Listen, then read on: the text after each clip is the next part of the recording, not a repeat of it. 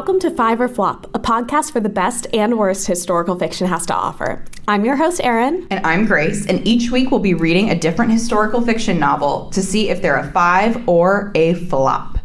Season 1 is Reading Around the World, so this time, Erin, it's our season finale. I know, I can't believe we've made it 12 weeks. Yes, so we are making our very last stop in the country of New Zealand. Which we're counting as part of Australia. Yes, Oceania, I guess. Perfect. Australia adjacent. And we'll be reading The Luminaries by Eleanor Catton. And this should make for a good season finale because I know we do not think of this book the same way. Exactly. We've had some differences of opinion before, but they're really only like matters of scale. Like we both liked Fruit of the Drunken Tree, but I liked it more than you. We both liked Homegoing. You liked it more than me. Exactly. But we have a pretty dramatic difference of opinion on The Luminaries. But we're getting a little bit ahead of ourselves. So Grace, anything exciting for you this week? Yes, I had an extremely exciting week, Erin. Oh? Yes, let me tell you. So I have a group of trivia friends, and we go to literary trivia every other week. Okay, and I know about this because it is also my friend group and my roommate who goes. Yes, we all have the same friends. We've established that so many times by now.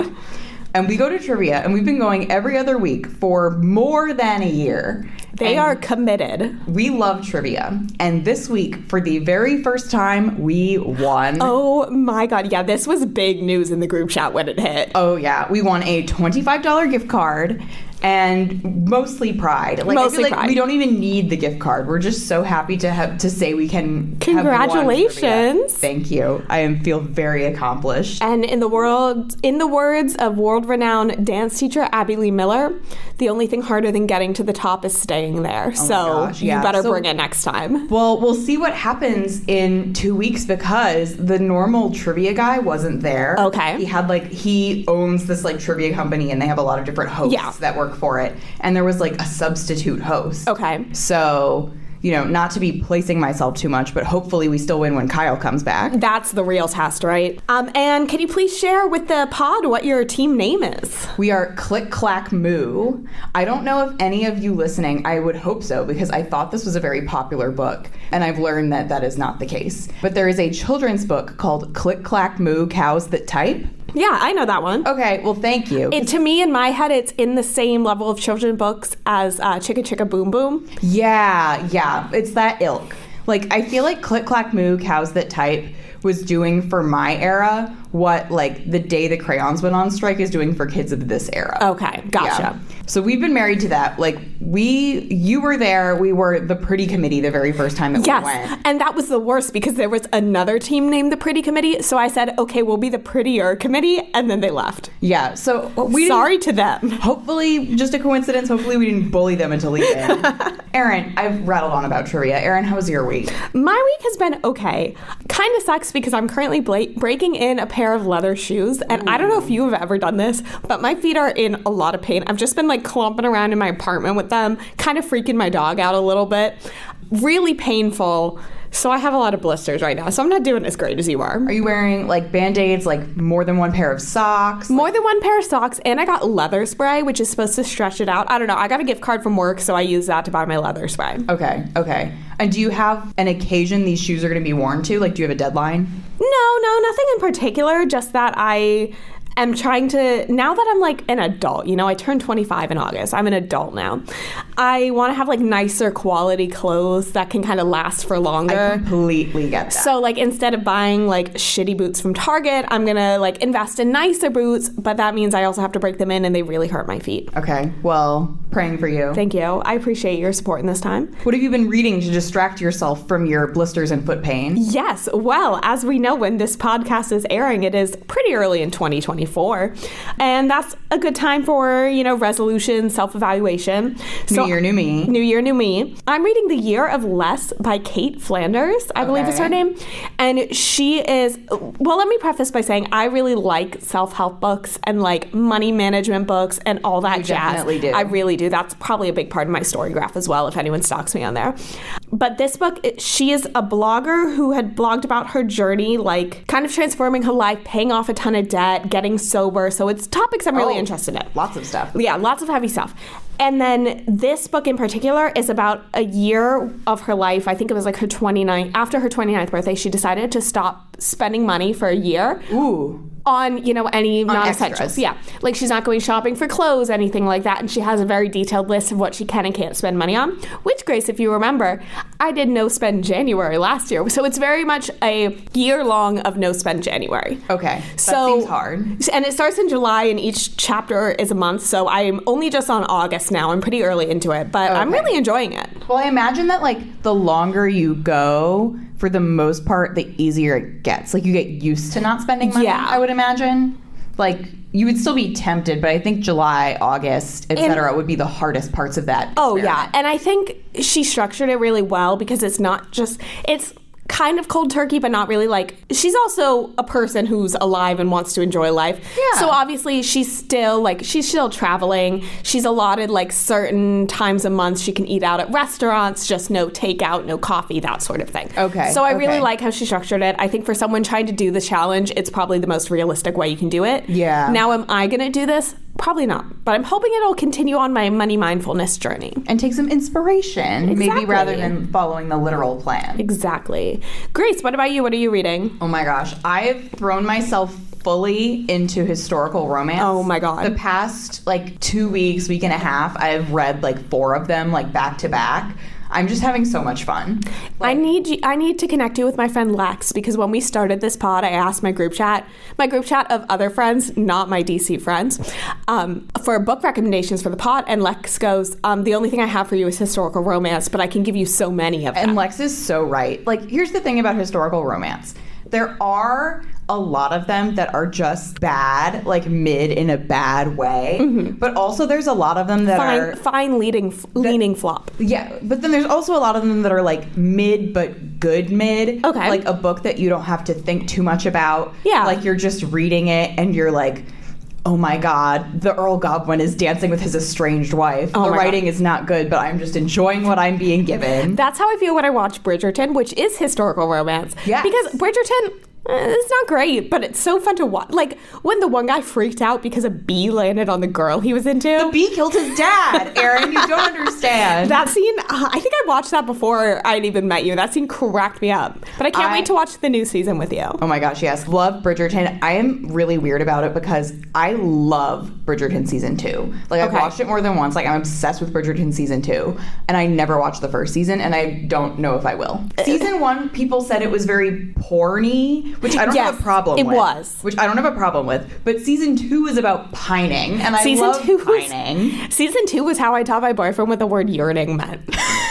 Right? Does it? Yeah. That is what that means. That is what yearning is. Yeah. So I loved Bridgerton season 2, and I did read all of the books. Okay. See, I only read the first book, and I liked the show more. See, I read all the books. There are 8 Bridgerton books. Uh-huh. And of all of them, the first book, which is the first season of the show, there was only one that was worse. Like, I didn't like that one very much at all. Well, that makes sense. You're not going to watch that season. And I do like shows like that because it's very self-contained. Like, you don't need to watch all of it. No. And then it's the same thing with a romance. You know they're going to fall in love and get together. Exactly. So if I'm like, I don't need context for season 2, then I'm not getting, because I'm like, okay, well, the people in the first season fell in love. And then there you go. And that's fair. And that leads us to the season you're currently on. Yeah. All right, should we get into the Luminaries? All right, we're going to do a hard left turn away from historical romance. Absolutely no Actually, a little romance in this book. It's not important, but... A little bit. And I will say, we can discuss what we think about this quote later, but in the back of my copy, it had an interview with Eleanor Catton, the author. And she said that The Luminaries was her attempt to take like a very literary, cerebral kind of novel and not make it like a drag. So, okay, well, I have some thoughts. We'll leave that where it is and we'll come back to that. So let's hit you with the synopsis. Great. It is 1866 and Walter Moody has just come to stake his claim in New Zealand's booming gold rush. On the stormy night of his arrival, he stumbles across a tense gathering of 12 local men who have met in secret to discuss a series of unexplained events. A wealthy man has vanished, a prostitute has tried to end her life, and an enormous cache of gold has been discovered in the home of a luckless drunk. Moody is soon drawn into a network of fates and fortunes that is as complex and exquisitely ornate as the night sky. Richly evoking a mid-19th century world of shipping, banking, and gold rush boom and bust, The Luminaries is at once a fiendishly clever ghost story, a gripping page-turner, and a thrilling novelistic achievement. And let's just add here how long this book was, because I do think that's important to know up front. It was like, what, 860 pages, something like that? Yes. When we said that this was a really good book to end the season on, not only because we disagree about its quality. Because we need a break. This book was so long. Well, also, it's the longest book that we've read. Yes. It's an over 800-page book. And also, this book is most notable for winning the 2013 Man Booker Prize. Now just called the Booker, but the prize that celebrates essentially the best British English language novel. It's the British equivalent of the Pulitzer. Yeah, so this is this book is a very big deal. Yes. It is definitely the most acclaimed of, I think, the books that we have read, with the exception of maybe Homegoing. But this is, like, really up there. I'd say The Land Remembered is kind of acclaimed by Florida public school teachers, but anyway. It has the popular vote, perhaps. Yes. But yeah, so this is like a big, sweeping, long novel for us to really like go out with a bang on. So before we get into the book itself, I feel like we need to do a bit more of an explainer than just the synopsis. We're going to lead with the history. Yeah. But first, let's talk about Eleanor Catton, because she is actually super interesting as an author figure.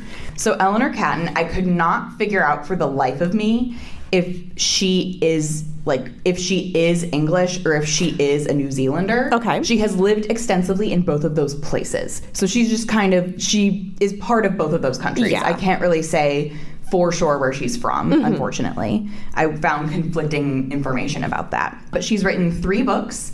The first of which was called The Rehearsal, the second is The Luminaries, and the third is Birnam Wood, which just came out in late 2023.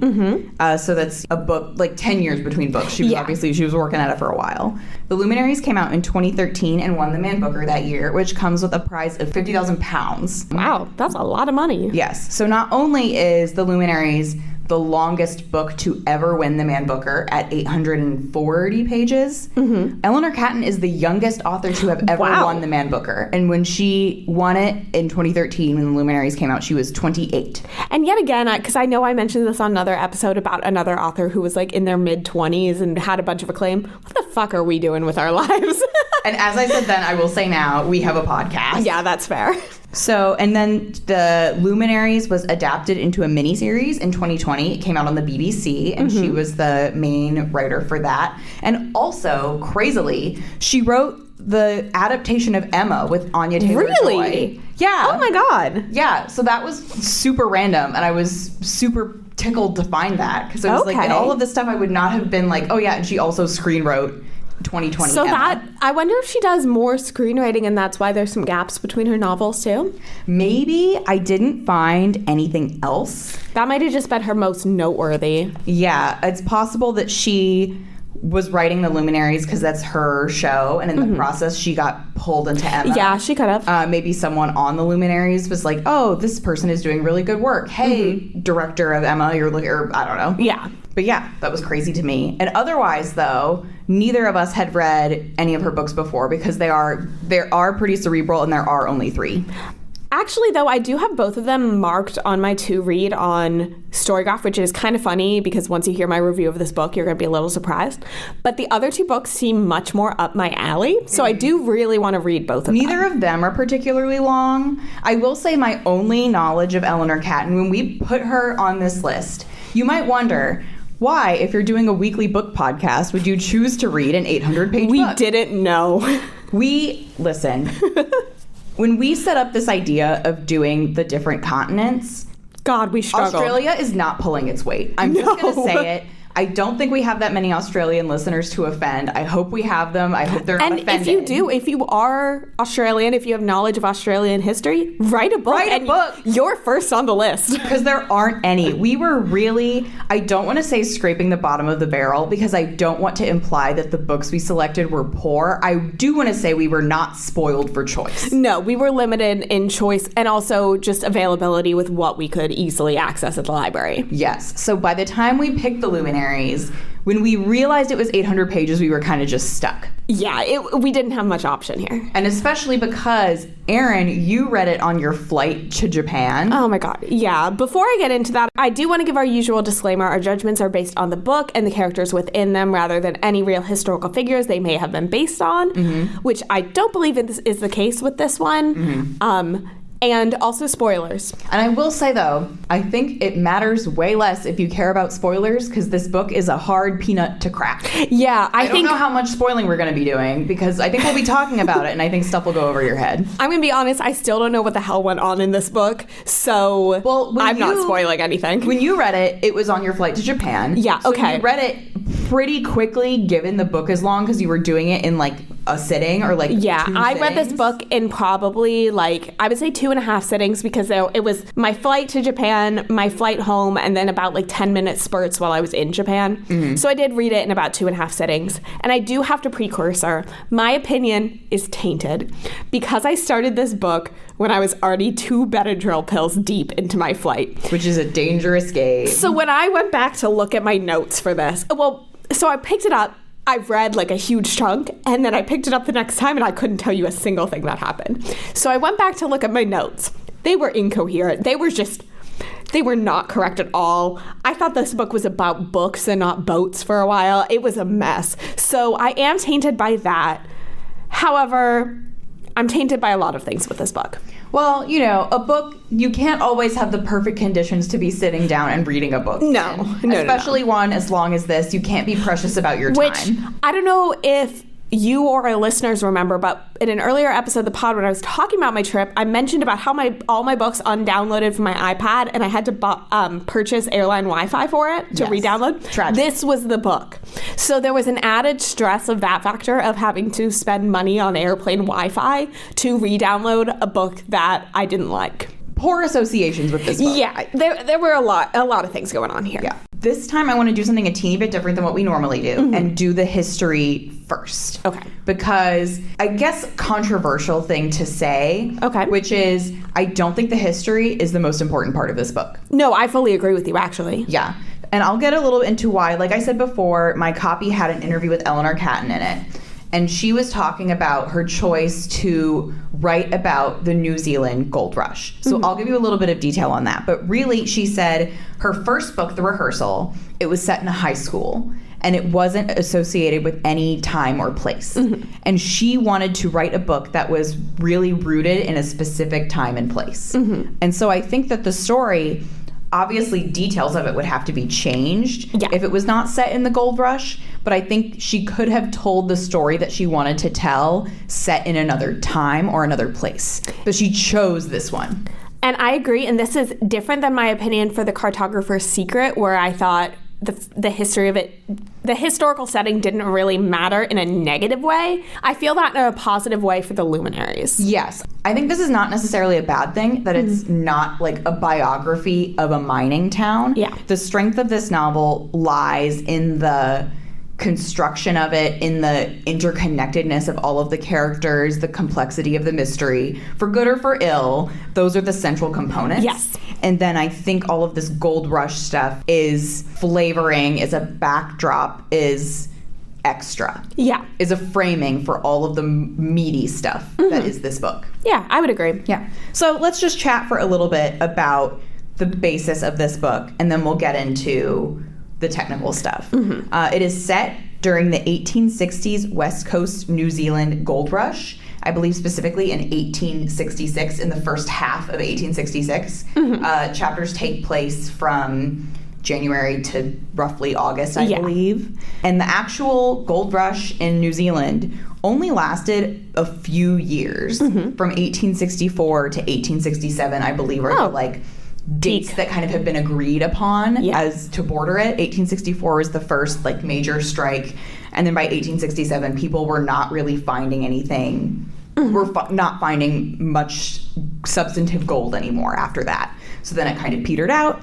But all of it is set in the town of Hokitika, which is in the west coast of New Zealand, obviously, which is a real town. They have a really cute tourist website that has a Luminaries quote on it. It's a very small town. The population as of June of 2023 was 3,100.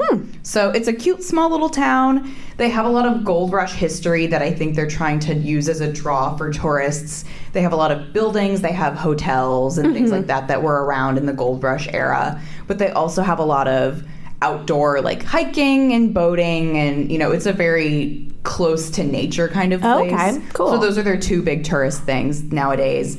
But in its peak year, I could not find exact numbers on how many people were residing in Hokitika during the 1866 period. The best estimate that I can find is maybe 6,000, so roughly double what it is now. Yeah. Not huge, but but there were about 72 hotels in Hokitika, which is just an insane amount. So it can show you how many people were flocking there for trying to find gold and then leaving. Okay, gotcha. So that is the backdrop for this book, which is an extremely complicated and interwoven mystery. It's going to sound confusing as hell as we describe it, as it was at least when I read it. But I think we should start with the structure, probably. Yes. Because it is a very interesting structure. It is very intentionally structured. Yes, it is. So for about the first third-ish of the book, as it says in the synopsis, this guy Moody shows up to town to, get involved with the gold rush. The synopsis implies that Moody is going to be like the central character. I would argue he's the least important of all of the characters. Yeah, he's really not. There's no main central character whose point of view you get throughout the whole book. But anyway, so he shows up at this quasi-town meeting, and these 12 men are discussing these series of weird events, all of which was talked about in the synopsis that's been going on in town. Which is the death of a man and the finding of a lot of gold in his house. Yep. The disappearance of a wealthy prospector and a sex worker. They use the W word to refer to her the whole time, so we're not going to do that. No, we'll call her by her name, Anna. And Anna, a sex worker, is found passed out in the middle of the road. Those three things happen the same day. And they assume she tried to kill herself. That's the broad assumption, yes. Which is something she was then jailed for. Yes. But anyway, so the men are gathered to talk about these events. And for about the first third of the book, it's switching point of view, and each of the different men, who I'm not even going to try to name them all because, frankly, they're all kind of interchangeable. I'm not able to do that.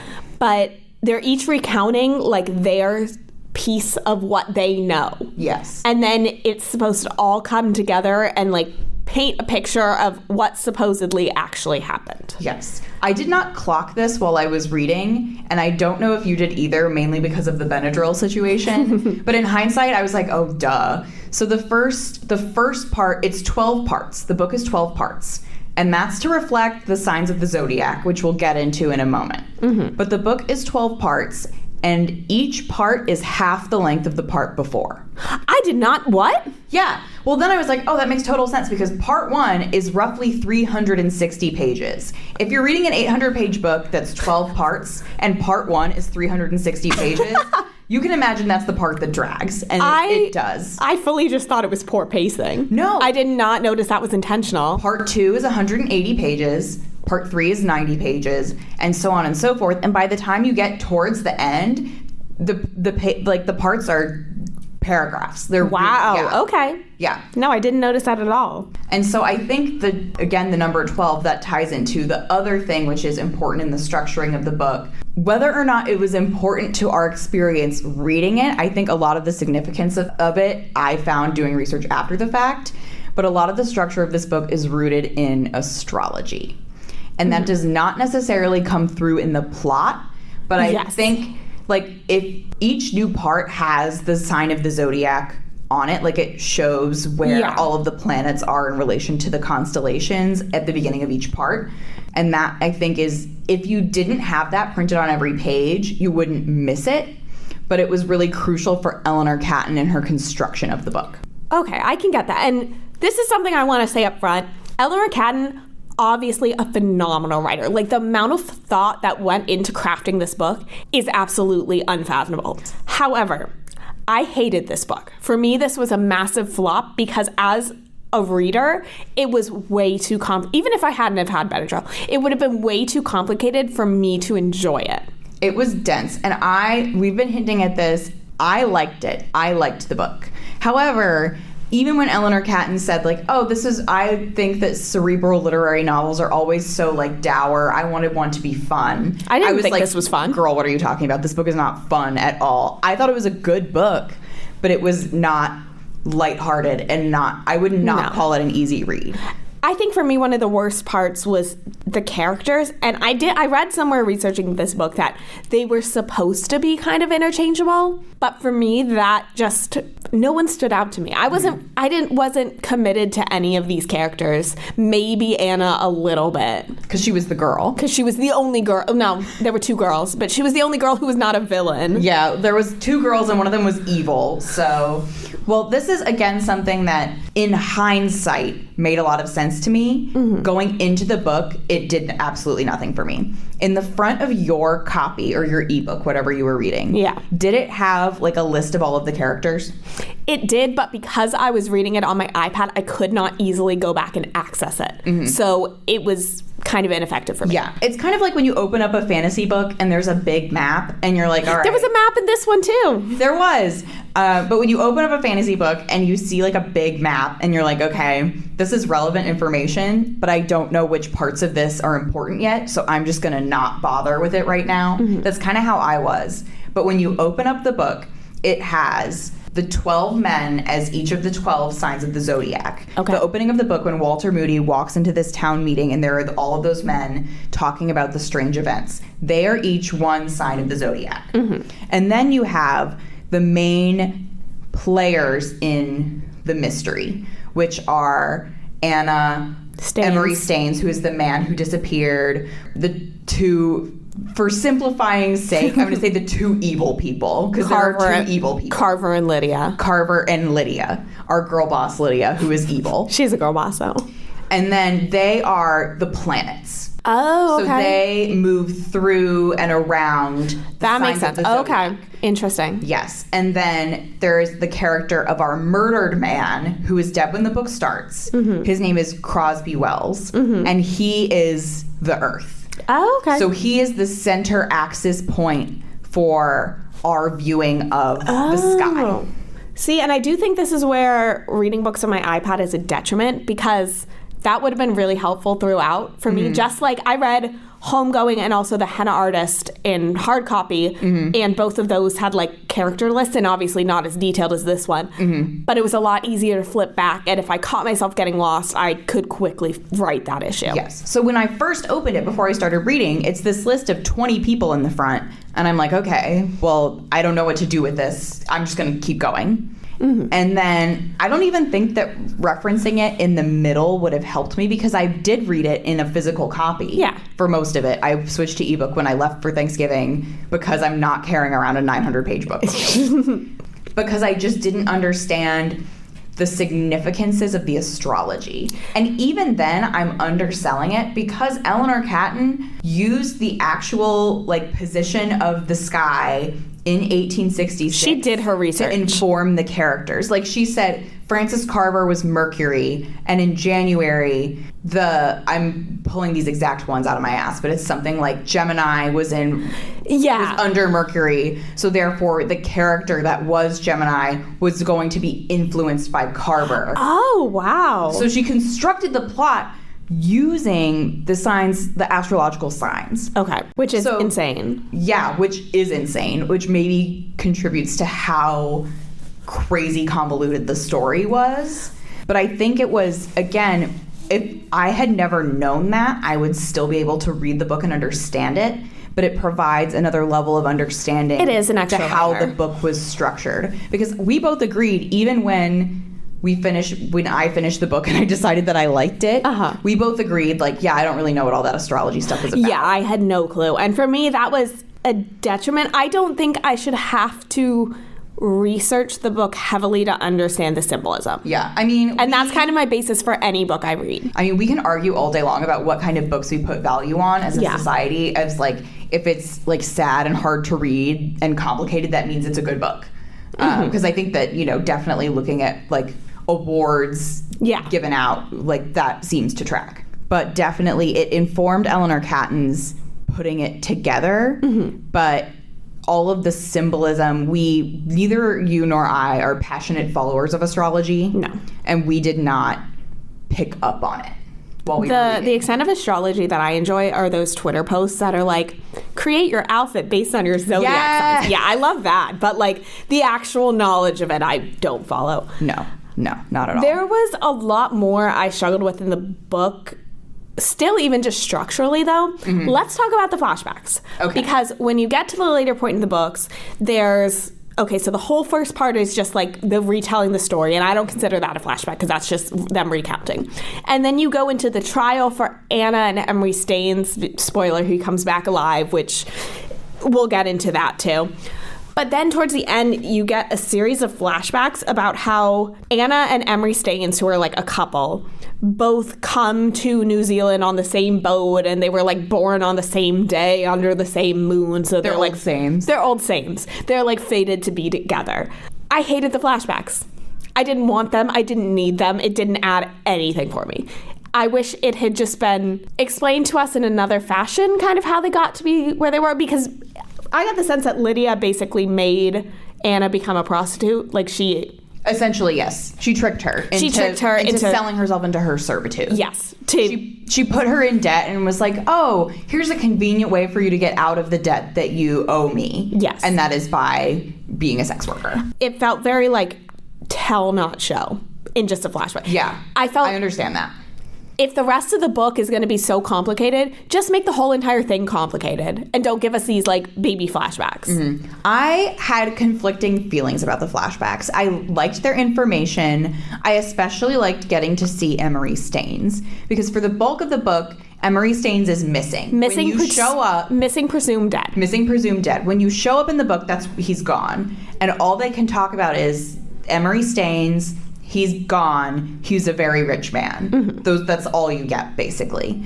And he's somehow related to this mystery, but you don't know how. I also thought he was going to be old as hell. Well, he was like 18. Well, that was the thing. You think like, oh, he's going to be some old rich man, and he shows up, and he's this young... He's a twink. Naive...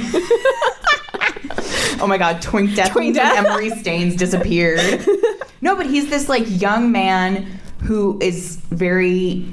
cheerful and naive. Like there's a part where it's like he would rather be happy and get tricked by someone once than be cynical and never be tricked. He gets gambled out of like That's how I felt reading this book. Or something.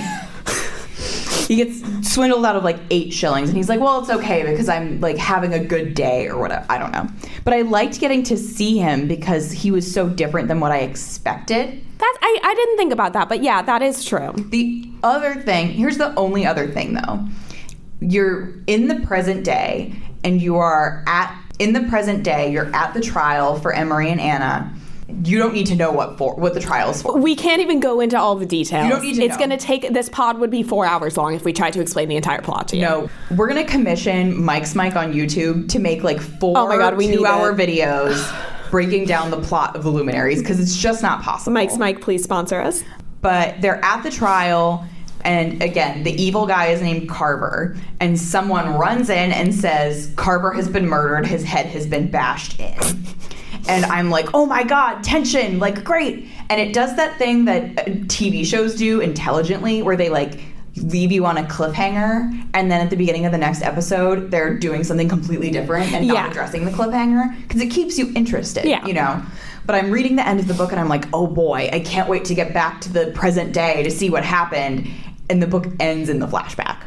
Yeah. At first I was like, wow, it would have been great if we knew who killed the evil guy. And then I looked it up And it was like, oh, using literary context clues. It's this character who did And I'm it. like, clearly I was not using those context clues. But that point where you kind of get that cliffhanger and then it just ends somewhere else kind of reminded me of Hamnet, where they're watching the play Hamlet. And we wanted that scene after. And then we didn't get it. Or However, not even we wanted, we just expected However, scene. Worked a lot better in Hamnet for me.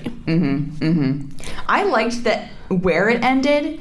It was poignant. I thought it was sweet. It ended on like a happy moment with Emery and Anna falling in love. They do get together in the end. Like, So, it works out. It was sweet. And then you know the outcome of the trial, even if you don't return to it. So you know, like, okay, this it's will fine, happen, and they'll be fine, and blah, blah, blah. And evil is defeated and all that. But it was just an abrupt ending, essentially. One thing I really hated, and this is relevant to the trial as well, is that the book hinted at being magical realism and then turned. Okay. We talked about this Briefly. for a little bit, and then I think we were like, no, we should save it for the podcast. Exactly. That's what happens when we spend too much time together. I would love to hear what you have to say about this, because I did not get that at all.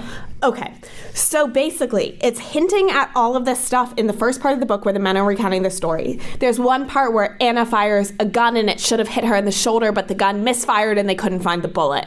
And then Anna has been addicted to opium, and then she just stops and completely fine and doesn't have any withdrawal at all. And it's kind of hinting at that. And then at the same time, we're learning that her and Emery Staines are old sames and that they're like tied together. And this is told to us by Lydia, who's like an astrologist. And then in the trial we find out, so in my head I'm like, okay, so they're like magically connected, like this is going to be some whole thing, because then when Emery Staines comes back, he's the one suffering from the bullet wound, he's the one going through opium withdrawal. So in my head I'm like, okay, this is magical realism, like it's going to be something about how they're united by the stars in astrology, and that's how I thought astrology was coming into play.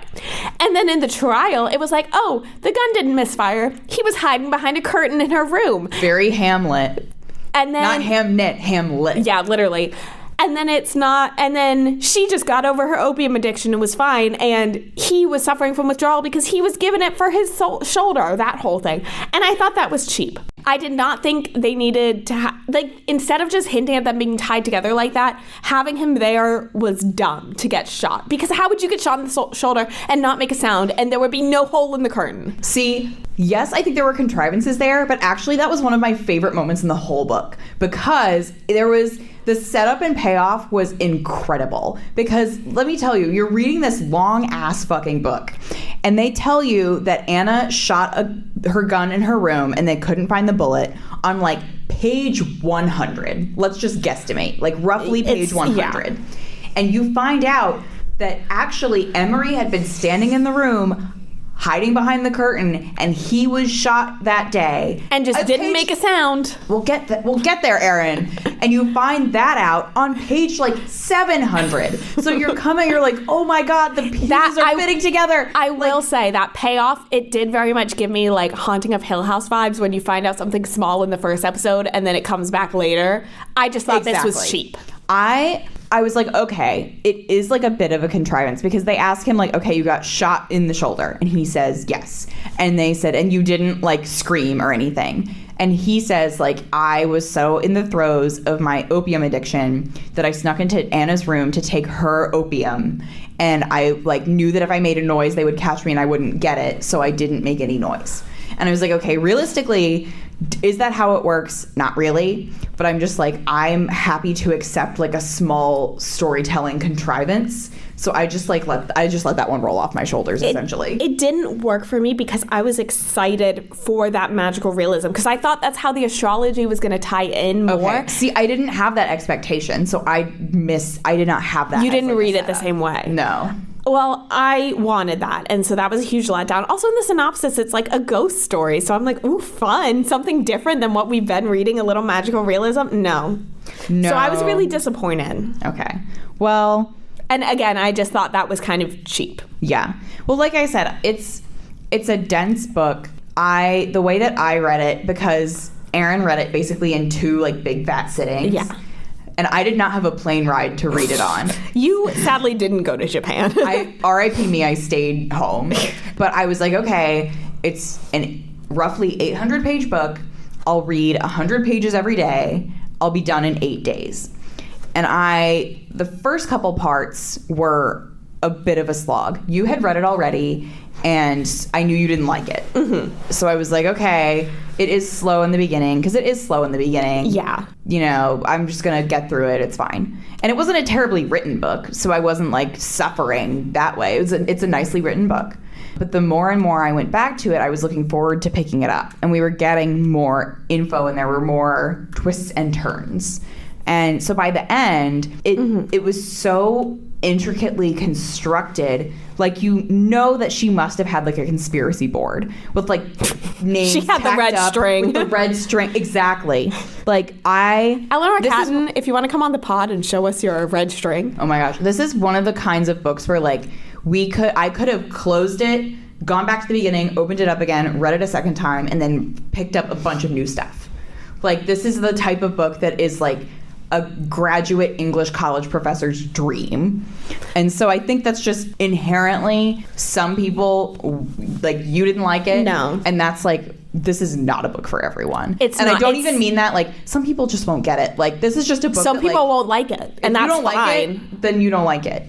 And I just ended up liking it. I think I gave it a 4.25 on Storygraph. But I'm glad that I read it. And even though I've gained a new appreciation for it since doing all of this research, which I agree you shouldn't have to, but I did enjoy doing it. Yeah, that's fair. One last thing I did want to touch on that was very off-putting and made me uncomfortable, I think even more so finding out that the setting wasn't entirely necessary to the plot. Yeah. Well, because we have a historical fiction podcast. We like the emphasis to be on the history. Yes, but something that made me uncomfortable in this book specifically was how heavy-handed the racism towards the Chinese characters were. Yeah. For something where the setting wasn't that important, you don't need to be throwing around the C word that much. No. Of the 12 characters, one of them was a Maori man. Mm-hmm. And I would say he was not that involved in the story just because he did not provide a service that the other men needed. Yeah. Like, one of the men was the opium dealer, and one of them worked at the bank, and they're just interconnected that way. And the Maori man was kind of... He was like a tour guide in the area. He was more of an incidental actor in the rest of it. But there were these two Chinese characters who were very involved, and it was very explicit racism, which, you know, like, good for her for not shying away from what that is, because that's probably a realistic depiction of what it was like. That's one of the things I struggle most with historical fiction is, like, of course, people just spoke like this at different times. And, of course, that was realistic. However, how much of that is necessary? It's necessary for your book. Yeah. It was, like, every other page at some points in the novel, and it was making me really uncomfortable. Mm-hmm. So that, I think, was another big issue for me, especially finding out the more we researched, the more that she was just like, oh, I wanted to do a different setting to focus on. It kind of seemed like an excuse to include all of that. Yeah, we have read, not all of the authors of the books that we have read have had an insanely personal connection to all of their source material. Like, on one end of the spectrum, you have someone like Ya Jessie, who is demonstrating the consequences of the transatlantic slave trade and the resulting African diaspora. That's the whole point. Yes. Like, otherwise, she wouldn't have written a book at all. You have Ingrid Rojas Contreras, who is writing about her own life, just fictionalized. And then you have someone like Taya Cooper in The Cartographer's Secret, who in her author's note was like, I got really fascinated by these female Dutch map makers. Yeah. But I wanted to write a book that was set in Australia, so I had to find out if there were Australian map makers that I could write my book about. And this falls more on that end, because like we said, she obviously did a lot of research, so it's not like she just made a bunch of shit up about this area. It's in a town that still stands, and the town obviously likes the book because they have a quote on it on their website. But I think even with that, and obviously, I don't think her intent was to be like, oh yeah, I'm gonna like put all of this in there just because I can, because it was realistic for the time. Yeah. However, it didn't seem essential enough in the plot to keep harking on it and keep like emphasizing it. I mean, and we said spoilers. One of the Chinese men is murdered by one of the white characters. And that was hard for me to stomach. Yeah. Like, I think it was like that's not the type of thing where I'm like, you can't put that in your book. No. But it was hard to read. Yeah. Just narratively, the consequences of just narratively, it was sad. It was hard to stomach in a way that it was not true of the murder of the white man in the book. Yeah, because exactly. it's just another layer. But yeah, so I think overall that kind of led to a lot of issues with the characters for me, just because it was so like continual. Yeah. And even in the historical setting, it was still a lot to stomach. I don't feel like it was relevant thematically and could have been chopped down a lot. And maybe that would have cut away from the 832 pages. Yeah, like I said before, like obviously a lot of changes would have to be made to this story if it was set somewhere else, because a lot of it hinges around stolen gold. Yes. Like that's the impetus for all of this stuff basically, is like $4,000 worth of stolen gold. But if you just made that MacGuffin something else, you could set it somewhere else. You could, yeah. And that also leads me to the question of, I wonder how much of this would be cut out in the TV show version? Yes. And should we watch the TV show? I kind of think that we should. I kind of want to see it to see how different my opinion would be from the book. It's a mini series. I didn't go crazy deep into the lore, but what I did see implied to me that it was not the same plot quite as the book. So I think that there are pretty decent differences. I think it focuses more on Anna than the book. Okay, and I think I would like that, as her being the only non-villain woman in the book. Yeah. So maybe that's something we can watch and review and talk about during our season break. Plot twist, and then you like it and I hate it. Oh, that would be even better. All right. Time to rate this book. Let's rate. So we're using our star calculator, as always, created by our amazing data scientist, Ashley, and this calculator takes into account historical accuracy, vibes, prose, originality, and characters. So I'll get started, simply because I have my numbers in here and you don't yet. Historical accuracy, I gave it a 4. I don't think there was anything necessarily wrong or inaccurate, but it's kind of the whole, like you just said, if you change the gold, it could be set anywhere. So I don't think the setting was as important. For vibes, I gave it a 1. The vibes were terrible. Prose, I gave it a 2. I thought the writing was just a little stilted at points for me. I don't think that's necessarily a bad thing, because it was a lot of characters recounting their story. Yeah. But just how it read for me. Same with originality. I think the concept of the book was original, but the format and pacing and the characters constantly recounting their stories and going back and forth got really boring for me. Yes, especially that first part. I agree. Yeah. That first part is the most of a slog, because you're hearing each of the 12 characters recount essentially what happened to them like on that day. So you do the day 12 times. Yeah. And it's pretty heavy. I know I'm taking originality a little different there, but who cares? Interpretation. And characters, I gave it a 1 because I hated them. So my final score is 2, which is what I gave it on Storygraph. Okay. Well, for historical accuracy, I also gave it a 4. Like you said, nothing was wrong. It wasn't utilized intensively. Yeah. Vibes, 3. I liked the vibes towards the end more and more. It was kind of a weird thing where I'm like, I'm not sure I could put my finger on my favorite parts of this book, but I'm looking forward to reading my 100 pages today. Okay. But it's better at the end than at the beginning. The vibes pick up as they go. Prose, 4. I enjoyed it. I thought it was good. Originality, I gave it a 5. I don't know anyone else who could construct a book like this again. It was just so intricately interwoven. The integration of the astrology, the different sizes of the parts, the number of parts. I thought it was, extremely, extremely original. And characters, I give it a 4. What the hell? Who cares? Do I like them? No.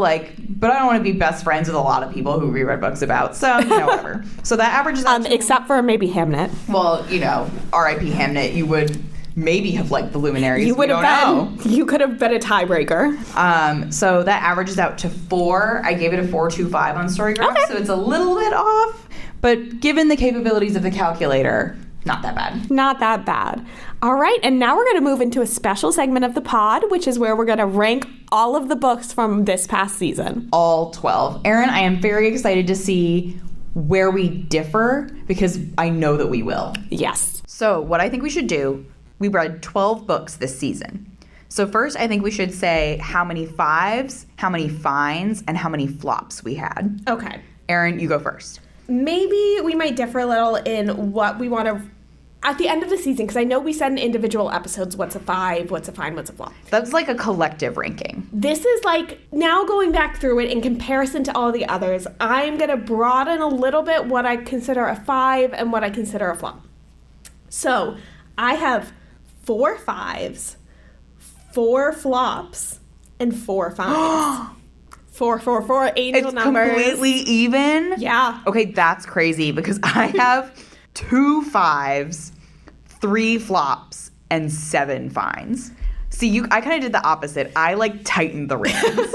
And I've said this before, I have a little bit of issue with the fine rating because I think it encompasses a lot. And that is evident in what I have decreed a fine. Mm-hmm. But that is where I have decided to go. Okay, that's fair. So where do we want to start? Should we go bottom up?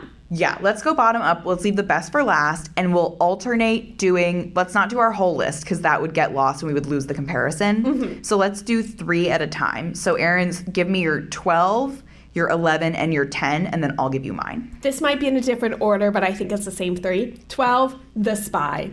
11, Mexican Gothic. 10, Cartographer's Secret.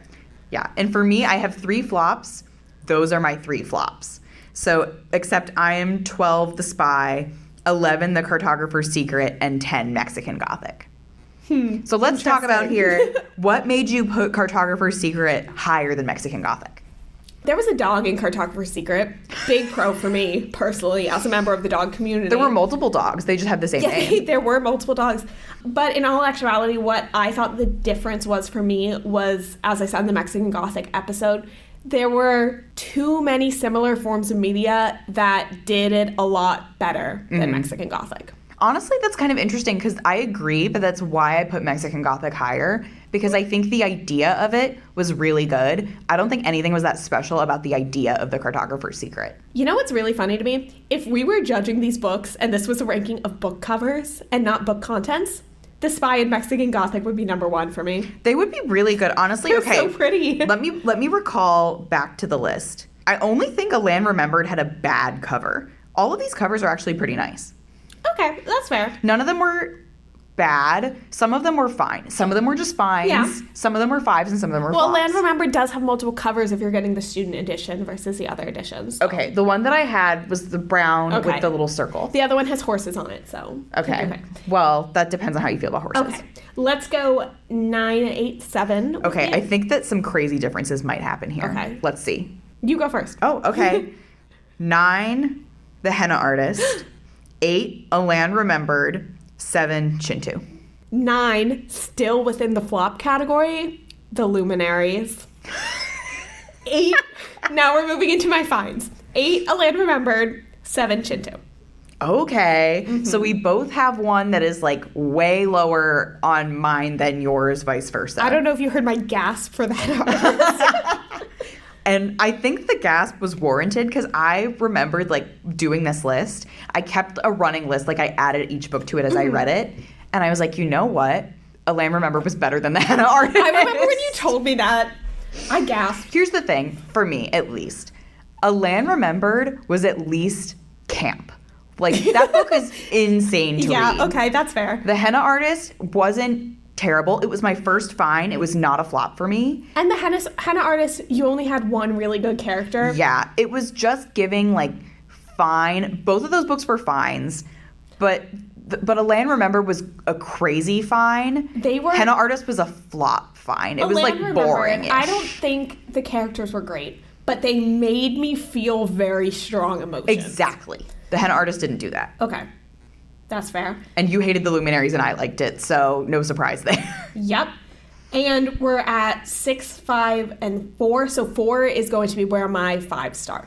Okay. So I have Fruit of the Drunken Tree at 6, The Henna Artist at 5, Hamnet at 4. Woo! Which killed me not to put Hamnet first because I love him. Hamnet is the icon of the podcast, even if it's not the best book that we read. That's true. Okay. So then I had 6, Hamnet, 5, Fruit of the Drunken Tree. Okay. 4, The Luminaries.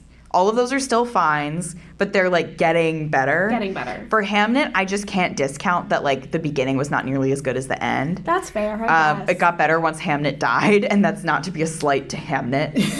Fruit of the Drinking Tree, I think we had similar opinions on it. I think I liked it a little bit better than you. But the Luminaries, I know for a fact that I liked better than you. Yeah, the Luminaries, hate crime against books, honestly. Again, part of it could have been me reading most of it on a flight to Japan off to Benadryl. But, however, you know? that means if I'm doing my math correctly, we have the same top 3. Yeah, and I'm pretty sure we have different order. Do you want to kick us off? Sure. Okay, so I have 3 Homegoing, and then my top 2 are my 5s. 2, Snowflower and the Secret Fan, and number 1, Violetta. Okay, my top 3 are all 5s. 3 is Violetta, 2 is Snowflower, and 1 is Homegoing. Oh my gosh, our Snowflower rankings are old sames. We literally are so old sames, Grace. We really didn't differ that much. No, I knew that we would have the Luminaries be in a wildly different place. Yeah. I told you right before we turned on the microphones, I was like, I want to know what, if anything else, we're going to have in a wildly different place. And we kind of did with the henna artist. I had also, not wildly different, Cartographer's Secret and Mexican Gothic being flipped. However, I think it's significant that they're flipped on ours. Yes, I think so too. It just shows it's our priorities. Yes. I am not surprised the generational novel won out because that has been your theme for the season. That is my favorite. And honestly, Snowflower, let's give it its chops for like it being the second book that we read. Yeah. And it stayed up there on the list almost until the very end. Lisa C., we really want you to come on the pod. You liked one of our tweets one time and it was the greatest day of my life. Oh my gosh. We need to read her new book that just came out. Yes, definitely. Lady Tan's Circle of something. I've heard mixed things. Well, maybe those are just haters. In the historical fiction book group I'm in on Facebook, the users have differing opinions. Okay. Well, they don't know Lisa C. like we do. Yeah, we're Lisa C. day one stands. Okay. So I feel like let's wrap up being a little bit poetic here. Let's tell me why Homegoing was your favorite. It's not just the generational for me, but it's how the history was woven into the story, that so many elements were tied into it, and yet it was still the passage of time. One thing that was important in one chapter fades away by the next. And I thought that was just so beautifully done. And I loved Violetta. I didn't expect to love it as much as I did. But to me, Isabel Allende, she is so clearly someone who just writes as a second nature to her. Like, she doesn't have to try. This beautiful prose just comes out of her. And I loved seeing one interesting, complex, central female character exist and change through the world as the world changed around her. That's a good way to put it. Yeah. And look at us finishing up with the history. Yeah, 2 very different reasons. You focused on one specific character. I focused on many different ones in our priorities. So. And they both did it excellently. Yeah, all of these, I would say the top 6 of, we both think the top 6 of our respective lists are like amazing. Yes. I would recommend, actually I would just recommend the top 6 of my list, I think. I would recommend, it's hard for me, I'm going to recommend the Luminaries. Even though I didn't like it, and you may hate it if you read it, but if you don't hate it, you will really like it. There are books that I would blanket recommend to everybody, and there are books that I would recommend to certain types of people. Yeah. Like, I think there is a person that I would recommend Chintu to, and there is a person that I would recommend the henna artist, even though I wasn't a huge fan, but I would not recommend those books to the same person. Yes, I completely agree. Sadly, that brings us to the end of season 1. Can you believe it? I can't believe we did it, honestly. I'm proud of us. We're going to miss it so much. But we're so ready for season 2. Yes, we're not going to miss it that much because in a few weeks we'll have a few bonus episodes for you guys. Yes. Some fun topics that we've discussed on the pod a little bit and some that we haven't discussed on the pod. Yes, so we're not going to be reading new books. These will be shorter episodes, but we're going to take a few weeks break, hit you with some bonuses, maybe another few weeks break. But you're going to want to listen to the bonuses because we're going to tell you when season 2 will be dropping. Yes, and also make sure you're following us on social media at 5orflop_pod for all that information as well. Yes, and if you have any questions, you can email us at 5orfloppodcast@gmail.com. And until then, happy reading.